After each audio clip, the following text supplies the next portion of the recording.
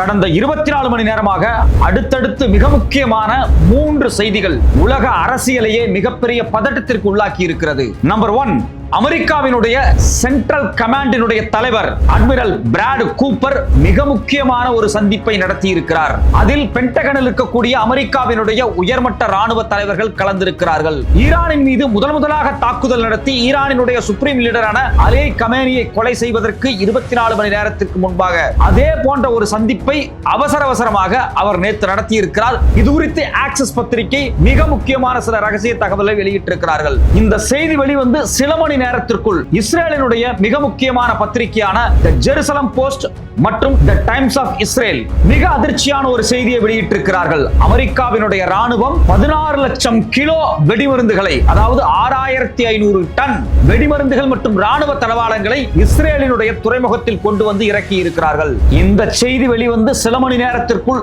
மூன்றாவதாக மிக முக்கியமான இன்னொரு செய்தி வெளியாயிருக்கிறது. ஈரானுக்கு மிக அருகில் இருக்கக்கூடிய நாடான UAE, அதாவது யுனைடெட் அரேப் எமிரேட்ஸுக்கு மிக முக்கியமான மிக சக்தி வாய்ந்த லேசர் ஆயுத தடுப்புகளை கொண்டு இறக்கி இருக்கிறார்கள். இந்த 3 செய்திகளையும் ஒப்பிட்டு பார்க்கும்போது இன்னும் சில நாட்களில் ஈரானின் மீது அமெரிக்கா திரும்பவும் தாக்குதல் நடத்துவதற்காக ஆயத்தமாகிக் கொண்டிருப்பதை போல தெரிகிறது. உண்மையிலேயே அமெரிக்காவில் இருக்கக்கூடிய பென்டகன் மாளிகையில் அட்மிரல் பிராட் கூப்பர் நடத்திய அந்த மிக முக்கியமான சந்திப்பில் என்ன பேசப்பட்டது, எதற்காக 6500 டன் வெடிமருந்துகள் அவசரமாக இஸ்ரேலுக்கு வந்து இறங்கி இருக்கிறது, இது குறித்து இஸ்ரேலினுடைய பாதுகாப்பு அமைச்சர் இஸ்ரேல் கட்ஸ் என்ன செய்தி வெளியிட்டிருக்கிறார், அது மட்டுமல்லாமல் ஏன் இவ்வளவு அவசரமாக UAE-க்குள் அயன் டூம் பேட்டரிஸ் மற்றும் லேசர் தடுப்பு ஆயுதங்களை கொண்டு வந்து குவித்திருக்கிறார்கள். திரும்பவும் ஈரானின் மீது UAE, இஸ்ரேல், அமெரிக்கா 3 நாடுகளும் சேர்ந்து தாக்குதலை நடத்தினால் என்ன ஆகும்? இஸ்ரேலுக்கு ஆதரவாக நேரடியாக களத்தில் வந்திருக்கக்கூடிய சீனாவும் ரஷ்யாவும்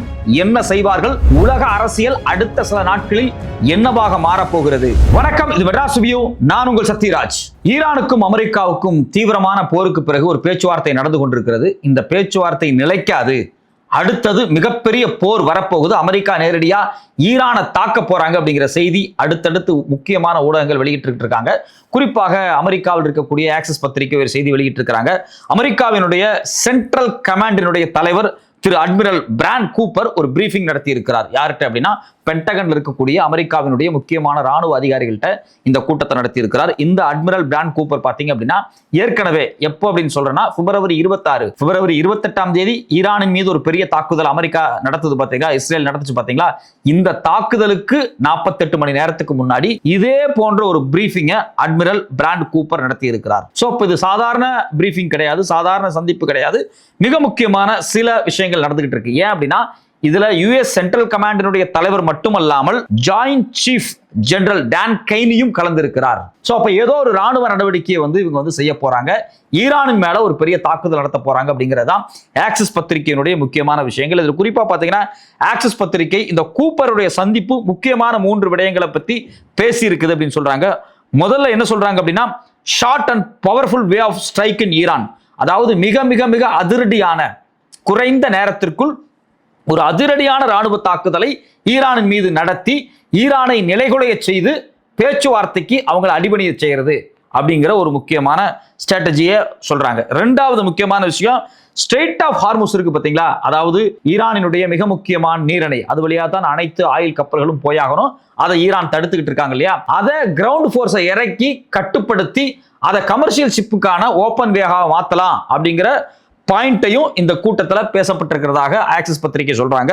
3வது முக்கியமான விஷயம் என்ன அப்படின்னா to secure stockpiles of highly enriched uranium, அதாவது ஈரானுக்கு இருக்கக்கூடிய அந்த 440 கிலோ ஹைலி என்ரிச்ட் யுரேனியம் அதை எப்படியாவது போய் அந்த நாட்டுக்குள்ள பூந்து ஒரு ஆபரேஷன் நடத்தி தூக்கிட்டு வந்துடணும். இந்த 3 தான் பேசப்பட்டிருக்கு அப்படிங்கிறாங்க. ஏற்கனவே இதே மாதிரி ஒரு அட்டம்ப்டை அமெரிக்கா செஞ்சு மோசமான அடி வாங்குச்சு. பத்திரிகையில என்ன செய்தி வந்துச்சு அப்படின்னா அமெரிக்காவினுடைய பிளைட் F-35 வெடிக்கப்பட்டுருச்சு, F-15 வெடிச்சிருச்சு, இதை வந்து ஈரான் தாக்கிட்டாங்க, ஒரு பைலட் உள்ள விழுந்துட்டாரு, அந்த ஏர்மேனை காப்பாற்ற போறோம், இப்படி பயங்கரமான கதைகளை ஊடகங்கள் சொல்லிக்கிட்டு இருந்தாங்க. ஆனா உண்மையிலேயே என்ன நடந்துச்சு அப்படின்னா அன்னைக்கு ஈரானினுடைய வெளியுறவுத்துறை அமைச்சர் சில ஸ்டேட்மெண்ட்ஸ் கொடுத்திருந்தாரு, பாதுகாப்புத்துறை அமைச்சர் ஸ்டேட்மெண்ட் சொல்லியிருந்தாரு. அது என்ன சொன்னாங்க அப்படின்னா எங்களுடைய இஸ்ஃபகான் நியூக்ளியர் பிளான்ட் இருக்கு பாத்தீங்களா, அங்க தோரியம் இருக்கு, அந்த தோரியத்தை எடுத்துட்டு போறதுக்காக ஒரு ஆபரேஷன் இவங்க நடத்தி மிகப்பெரிய தோல்வி அடைஞ்சிருக்காங்க அப்படின்னு வந்து அவங்களே சொன்னாங்க. ஆனா அந்த 440 கிலோ ஹைலி என்ரிச்டு யுரேனியம் அங்க இஸ்பகான் சென்டர்ல இல்லை அப்படிங்கிறதா ஈரானுடைய ஒரு கருத்து. ஸோ ஒட்டுமொத்தமா அதை பார்க்கும்போது என்ன விஷயம் அப்படின்னம்னா, ஒரு மிகப்பெரிய ஆபரேஷன்ஸுக்கு தயாராகிட்டு இருக்கிறாங்க அமெரிக்கா அப்படிங்கிறது தான் ஆக்சிஸ் பத்திரிகையினுடைய ஒரு செய்தி. இந்த செய்தியை உறுதிப்படுத்துற மாதிரி இன்னொரு முக்கியமான செய்தி வெளிவந்திருக்கு. இதை வெளியிட்டது யாருன்னு பார்த்தீங்கன்னா ஆக்சிஸ் வெளியிட்டு இருக்காங்க. இந்த செய்தி வந்து சில மணி நேரங்களுக்குள் இன்னொரு முக்கியமான செய்தி என்ன வெளிவந்திருக்கு அப்படின்னா, இதை வெளியிட்டது யாருன்னா இஸ்ரேலினுடைய த டைம்ஸ் ஆஃப் இஸ்ரேல் அப்படிங்கக்கூடிய பத்திரிகையும் த ஜெருசலம் போஸ்ட் அப்படிங்கக்கூடிய 2 பத்திரிகைகளும். இந்த பத்திரிகையில் என்ன சொல்றாங்க அப்படின்னா, அமெரிக்கா இஸ்ரேலுக்கு கிட்டத்தட்ட 65 லட்சம் கிலோ வெடிமருந்துகள், அதாவது 6500 டன் வெடிமருந்துகளை 2 முக்கியமான துறைமுகத்தில் கொண்டு இறக்கி இருக்கிறார்கள் அப்படிங்கிற செய்தி வெளியாயிருக்கு. இது அபிஷியலான செய்தி. இந்த செய்தியை இந்த 2 பத்திரிகை வெளியிட்டு இருக்காங்க. இந்த 2 பத்திரிகையில யார் பேசியிருக்காங்க அப்படின்னா, இஸ்ரேலுடைய டிஃபென்ஸ் மினிஸ்டர் இஸ்ரேல் கசாக் இதை வெளியிட்டு இருக்கிறார். அவர் என்ன சொல்றாரு அப்படிங்கிறது ரொம்ப முக்கியமான விஷயம். இது அவர் மட்டும் சொல்லல, இஸ்ரேலினுடைய மினிஸ்ட்ரியினுடைய டைரக்டர் ஜெனரல் அமீர் பராம் இவரும் சில செய்திகளை வெளியிட்டு இருக்கிறார். இந்த 2 செய்திகளும் தான் இன்னைக்கு உலகம் முழுக்க ஒரு முக்கியமான பேசுபொருளாக மாறி இருக்கிறது. இஸ்ரேலினுடைய டிஃபென்ஸ் மினிஸ்டர் இஸ்ரேல் கசாக் என்ன சொல்லியிருக்காரு அப்படின்னா, stands ready at every moment to act against it's enemies on every front and wherever necessary. This is expanding air and sea bridges, directly strengthening the IDF's capabilities and operational superiority அப்படிங்கிறார். வேற ஒண்ணும் கிடையாது. நாங்க தயாரா இருக்கிறோம், எங்களுடைய ஏர் C எல்லா தளவாடங்களையும் பலப்படுத்துறோம், ஒரு போருக்கு ரெடி ஆகிறோம் அப்படிங்கறத வந்து வெளியே தெரிவிக்கிறார். அது மட்டும் இல்லாம மினிஸ்ட்ரியினுடைய டைரக்டர் ஜெனரல் திரு அமீர் பராம் என்ன சொல்றாரு அப்படின்னா, at any given moment cargo aircraft and ship are en route to Israel carrying thousands of tons of munitions and military equipments. This is core to ministry strategy அப்படிங்கிறாங்க. வேற ஒண்ணும் கிடையாது. ஒரு மிகப்பெரிய ஆபரேஷன்ஸ்க்கான ஆயுதங்கள் வந்து குவிந்திருக்கிறது அப்படிங்கறத அவங்க உறுதிப்படுத்திக்கிறாங்க. சோ அப்ப இதுல இருந்து ஒட்டுமொத்தமாக என்ன தெரிய வருது அப்படின்னா, அமெரிக்கா 2 கார்கோவை கொண்டு வந்து இறக்கி இருக்கிறாங்க. பெரிய லெவல்ல 2 கார்கோ எங்கெங்க இறக்கி இருக்கு அப்படின்னா, இஸ்ரேலினுடைய அஸ்தாகும் மற்றும் ஹைஃபா இந்த 2 ஏர்போர்ட்ல வந்து இறங்கி இருக்கிறாங்க. இதுல ஏர் அண்ட் கிரவுண்ட் மினிட்டேஷன்ஸ் இருக்கு அப்படிங்கிறாங்க, வெடிமருந்துகள் இருக்கு அப்படிங்கிறாங்க, மிலிட்டரி ட்ரக்ஸ் இருக்கு, ஜாயிண்ட் லைட் டெக்னிக்கல் வெஹிக்கிள்ஸ் இது எல்லாமே இருக்கு அப்படிங்கிறாங்க. குறிப்பாக என்ன சொல்றாங்க அப்படின்னா, பிப்ரவரி 28 இந்த யுத்தம் துவங்குச்சு பாத்தீங்களா, ஈரானுக்கும் அமெரிக்காவுக்கும். இந்த யுத்தம் துவங்கும் போது இந்த யுத்தத்தை துவங்கி வச்சது இஸ்ரேல் தான். இஸ்ரேலுக்கு வெடிமருந்தை கொண்டு வந்து குவிக்கிறது, ஆயுதங்களை கொண்டு வந்து குவிக்கிறது, பிளைட்டை கொண்டு வந்து குவிக்கிறது, எல்லா வேலையும் பார்க்கறது யாருன்னா அமெரிக்கா தான். இந்த பிப்ரவரி 28க்கு பிறகு கிட்டத்தட்ட 1,15,600 டன் வெடிமருந்துகளை ஆயுதங்களை இஸ்ரேலுக்கு அமெரிக்கா கொடுத்திருக்கிறது. 403 ஏர்லிப்ட்ஸ், 10 ஷிஃப்ட் லிப்ட்ஸ். நான் சொல்றது வந்து எவ்வளவு தடவை வந்து இந்த ஷிப்மெண்ட் நடந்திருக்கு அப்படிங்கிறது தான். வான்வழியாகவும் கப்பல் வழியாகவும் எவ்வளவு நடந்திருக்கு, கிட்டத்தட்ட 403 ஏர் லிப்டிங், அதாவது வான்வழியாக கார்கோ வழியாக வந்து இறங்கி இருக்கிறது. அது மட்டும் இல்லாம 10 கப்பல் மூலியமாக இறங்கி இருக்கிறது. ஸோ அப்ப இதுல என்ன தெரியுது அப்படின்னா, இஸ்ரேலுக்கு ஆயுதத்தை கொண்டு வந்து குவிக்கிறாங்க. திரும்பவும் யுத்தம் வருவதற்கான ஒரு சமிங்கியாக இது இருக்கிறது. இப்ப என்ன நினைச்சோம், அமெரிக்கா இஸ்ரேலுக்கு ஆயுதங்களை கொடுத்துருச்சு. 2வது விஷயம். 3வது விஷயம் இதோட பொருத்தி பார்க்க வேண்டிய விஷயம் என்ன அப்படின்னா, இஸ்ரேல் மிக முக்கியமான தடுப்பு கவசங்களை UAE யுனைடெட் அரேப் எமிரேட்ஸ் கொடுத்திருக்காங்க. இது ரொம்ப அதிர்ச்சியான விஷயமா இருக்கு. இது குறித்து தி டைம்ஸ் ஆஃப் இஸ்ரேல் வந்து ஒரு முக்கியமான செய்தியை வெளியிட்டு இருக்காங்க. முதல்ல இந்த செய்தியை வெளியிட்டது ஃபினான்சியல் டைம்ஸ் வெளியிட்ட செய்திகளை தான் தி இஸ்ரேல் டைம்ஸ் வெளியிட்டு இருக்காங்க. அதுல குறிப்பா பாத்தீங்க அப்படின்னா, iron beam laser based air defence சிஸ்டத்தை கொண்டு வந்து இறக்கி இருக்காங்க. இதை வந்து ஃபினான்சியல் டைம்ஸ் ரொம்ப தெளிவா சொல்றாங்க. Jerusalem also sent over an advanced surveillance system known as Spectre to help the UAE defend Iranian drones from up to 20 kilometers. அதாவது 20 கிலோமீட்டர் வரைக்கும் அங்கிருந்து வரக்கூடிய ட்ரோன்ஸ் இருக்கு பாத்தீங்களா, இது நேரடியா இன்டர்செப்டர் வச்சு அடிச்சு தாக்குதலை தடுக்கிறதுக்கான முக்கியமான ஸ்பெக்டர்ஸை கொண்டு வந்து கொடுத்துருக்காங்க. அயர்ன் டூம் பேட்டரிஸ் அப்படிங்கிறாங்க. இஸ்ரேலினுடைய மிகப்பெரிய பலமே அவங்களுடைய அயர்ன் டூம் சிஸ்டம் தான். அயர்ன் டூம் சிஸ்டம்ங்கிறது வேற ஒன்றும் கிடையாது. எத்தனை மிசைல் அடிச்சாலும், எந்த நேரத்தில் அடிச்சாலும், எவ்வளவு அடிச்சாலும், எங்கெங்கிருந்து அடிச்சாலும் எல்லாத்தையும் தடுப்பதற்கான அந்த இஸ்ரேலினுடைய பகுதியை மொத்தமாக அயர்ன் டூம் போல பாதுகாப்பா மூடி வச்சிருக்காங்க. எப்படி மூடி இருக்காங்க அப்படின்னா, முழுக்க வந்து இன்டர்செப்டர்ஸ் வச்சிருக்காங்க. எந்த இடத்துல வந்தாலும் போய் இன்டர்செப்டர் போய் அடிக்கும்.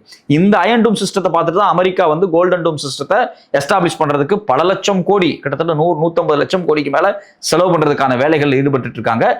இஸ்ரேல் அவங்களுடைய டிஃபென்ஸ்ல ரொம்ப முக்கியமான இந்த அயர்ன் டூம், நாங்க வந்து அயர்ன் டூம் வச்சிருக்கோன்னு பெருமையா சொன்னாங்க. ஆனா இந்த அயர்ன் டூம் எல்லாத்தையும் அடின்னு அடிச்சு நொறுக்கி இருக்கு ஈரான்.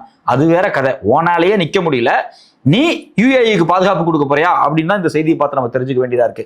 இவங்க என்னென்ன கொடுத்துருக்காங்க அப்படின்னா, இந்த அயர்ன் டூம் பேட்டரிஸை கொண்டு இறக்கி இருக்கிறாங்க. இது இல்லாம real time intelligence information, missile எங்க லான்ச் ஆகுது, எங்க தயாராகுது, எத்தனை மணிக்கு புறப்படுது. இப்போ வந்து ஈரான் ஒரு மிசைல் அனுப்புது அப்படின்னா அந்த ரியல் டைம்லயே தகவலை வந்து சொல்ற அளவுக்கான இன்டெலிஜென்ஸை கொடுத்துருக்காங்க. ஸோ இது அடிப்படையில் பார்த்தீங்க அப்படின்னா யுஏஇ, பஹ்ரைன் போன்ற பல நாடுகள் 2020 இஸ்ரேலோட ஒரு ஒப்பந்தம் போடுறாங்க. ராணுவ ஒப்பந்தம் தான். இதுக்கு பேர் வந்து அப்ரஹாம் அக்கார்டு அப்படிங்கிறாங்க. இந்த அப்ரஹாம் அக்கார்டின் படி ஆயுதங்களை கொண்டு வந்து ஏற்கனவே இஸ்ரேல் இந்த அரபு நாடுகள்கிட்ட கூச்சிக்கிட்டே இருக்கிறாங்க ஈரானுக்கு எதிராக.